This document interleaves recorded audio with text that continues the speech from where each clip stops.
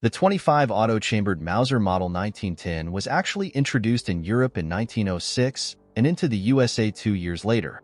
This pistol was a straight blowback design, not having the complexity of the delayed recoil locking system used for the 9mm Parabellum and 45 ACP versions. The pistol was made to be simple, reliable, and easy to maintain.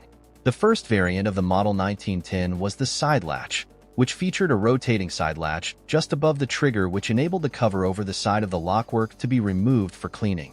The second variant was the new model, typically referred to as the Model 1910-14, because it first appeared in 1914.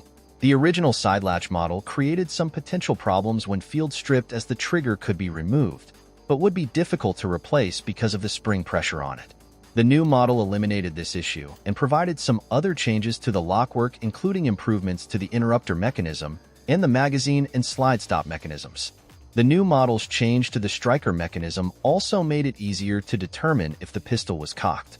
The pistol was single action and striker fired, with the trigger connected to a bell crank lever which rotated around its center to disengage from the striker sear, allowing it to fly forward under spring pressure and discharge the cartridge. The mechanism for the Model 1910-25 Auto and Model 1914-32 ACP pistols is the same. Over 1 million were made. Designed by Joseph Nickel, who also designed the VZ-22.